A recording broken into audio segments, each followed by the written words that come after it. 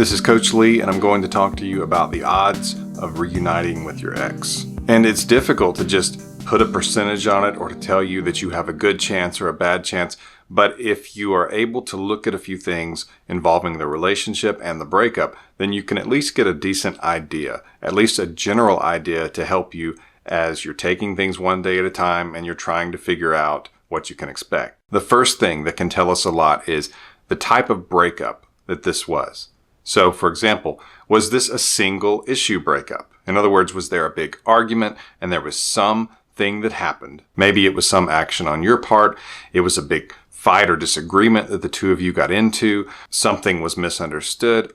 There can be all kinds of things, but if you can just point to one single issue that led to the breakup, where maybe this thing caused the fight that made them say it's over and they wanted to walk away from it, and you can say things were good until this moment, until this happened, this event. And if that's the case, then your odds are actually pretty good if it was just a single issue and it wasn't just too horrible of an issue. If it wasn't you cheating or you picking other people over them or something hateful that you said that's really difficult to come back from. But if it was a single issue and it wasn't one of those things, which if it was one of those things, it's not hopeless, but it's much more challenging. If it was a single issue that you can point back to, then that means there's only one issue. There's only one thing that they have to get over in their mind. There's only that single challenge. And if the relationship itself was good and they just have to get past that, then that's where you can say, my odds are not that bad here. I could actually reunite with them. Another type of breakup is if it's the relationship itself. In other words, was being in a relationship with you stressful? Did your ex feel unwanted? Or did they feel like you two wanted each other equally? That you were both just thrilled to be with the other person and they felt cherished and pursued by you just like you felt cherished and pursued by them? That would be ideal. But if they did not feel that way, if the relationship was unfulfilling to them or made them feel like they weren't wanted as much as maybe they wanted you, or there was a lot of rejection, or there was a lot of drama and stress, something they can look back at and say, I'm glad that's over with, then that's where the relationship caused the breakup. And so we would call that a relationship breakup. Whereas the previous point that I mentioned was a single issue breakup. And relationship breakups are more difficult to reunite. They're more difficult to get back together and heal because there's not a lot of motivation for the other person to want to go back to the relationship. They remember that, generally speaking, the relationship was a negative for them. It gave them anxiety. It made them feel badly about themselves, made them feel unattractive, or that they were serving you and that they were beneath you. If that was the case, then the odds are going to be less than if it was just a single issue breakup. And I'm not able to mention every kind of breakup, but a third one that I will talk about is if there's someone else. In other words, they left you to be with someone else. If that's the case, it's really difficult. It's really painful. It's not impossible. It all depends on the relationship quality with you. It depends on the relationship quality with this other person. If the intimacy can be matched, which if you were in a long-term relationship with them and this is a new relationship, sometimes it can't be, and they miss that. I have a lot more to say about a breakup caused when there was someone else in my emergency breakup kit, and you can get more information on that at myexpatcoach.com or the link in the description here. But basically, it's one of the ones where there can be lower odds. Number 2 would be the length of the relationship. A relationship that was only together for 3 months has lower odds of a relationship that was together for 3 years. That's just kind of how it works because there's more emotional investment from both people if the relationship is longer. Of course, you have to factor in the other things that I mentioned because if it was a 3-year relationship but the other person felt like they weren't getting much out of the relationship, that it was more of a chore, that it was more pain, that it made them feel anxiety because there was so much drama and arguing and bickering, or they felt like they were rejected a lot and it made them feel unattractive or that you weren't very attracted to them. Nobody wants to be in a relationship where they don't feel like they are attractive, where they feel like the other person is not as attracted to them as they are to the other person. That's difficult too, and they may want to stay away from that. But if it was a good relationship and it has a lot of history, then that intimacy that was built, and intimacy is where you're able to look at the other person completely naked, emotionally, physically, mentally. You know them. There's not a lot of secrets or any secrets, and you know this person and they know you, and you want to keep expanding that. Intimacy is where you want the person to keep knowing you, even as you change, as you adapt, as different things happen in your life. You want to tell them, and you want them to know how you feel about that, not just what happened to you, but how you feel about it. how you responded to it, what you think about it now. And if you two had that in a lengthy relationship, then there's a lot of intimacy. And that is a plus in the category of you two being able to reunite, just because that's not something they can recreate quickly. And most relationships don't make it beyond 3 months. Most dating relationships fail or break up or move on or whatever you want to call it before 3 months. And they just decide, this is not what I want. I'm going to look elsewhere. I'm going to date other people. This is not my person. So if they're in a relationship with someone else, if we're just going by odds, and obviously I can't speak to every situation and every person watching this, but I can say that most relationships don't make it 3 months.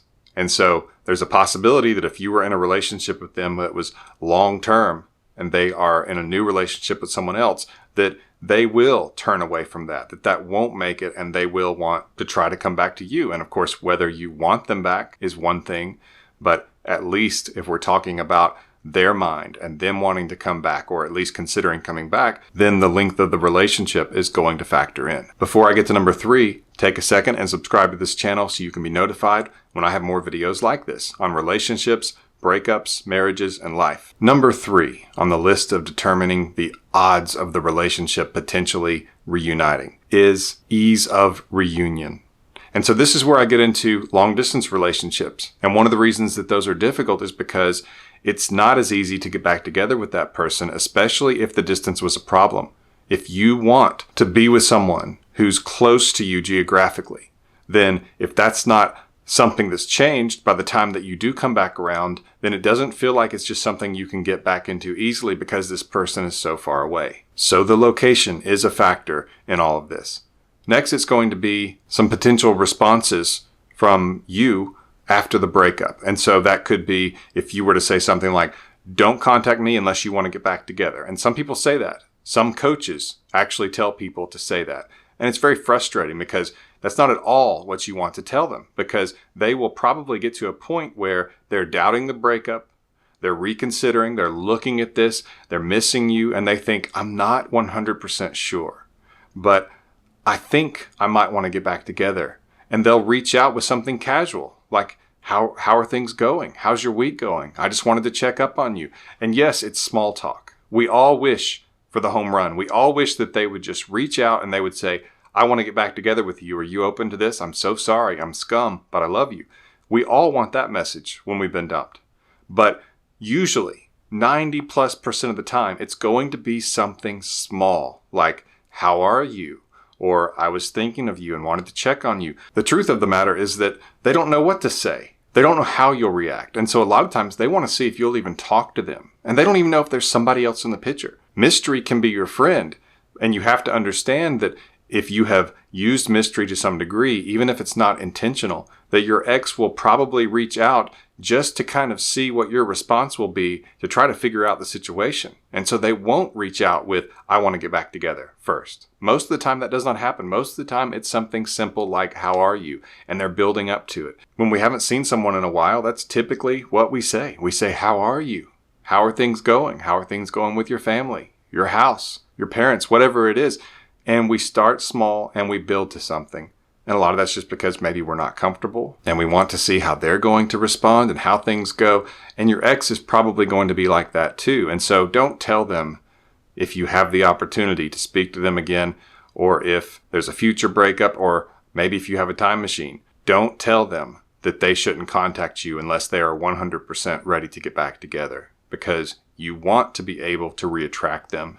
And if they can just have some doubt about the breakup and they think maybe they want to get back together, then all you have to do is do what you did originally at the start of the relationship that attracted them, and things will go smoothly usually. You'll have a lot of momentum and you'll have a really good chance. But if getting back together with you seems really difficult and like they're not sure and they don't want to lead you on because they think that they want to get back together but they don't know for sure, then they're not going to contact you because they think that you only want them to contact you if they are 100% certain. So I hope you didn't say that to them. Also, they can base some of the ease of reunion on your response after the breakup. If you were really angry and you attacked them and there was drama, they may think that you're still angry at them and that it would be difficult to have that conversation with you, that maybe you wouldn't give them a chance. So anger's not your friend here. being calm, being reasonable is, even if you're very hurt, which I understand. And a lot of you have responded in anger because usually anger masks hurt. And I understand that. I'm not faulting you for that. I'm just saying that it could be a challenge. Number 4 is your ex's relationship history. Did they have a lot of short-term relationships where they left and they never got back together?